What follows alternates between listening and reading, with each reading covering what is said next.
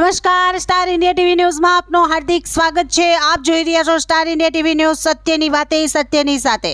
સાબરકાંઠા જિલ્લાના હિંમતનગર તાલુકામાં ટ્રાફિક સમસ્યાને લઈને લોકોને પડતી ભારે હાલાકી।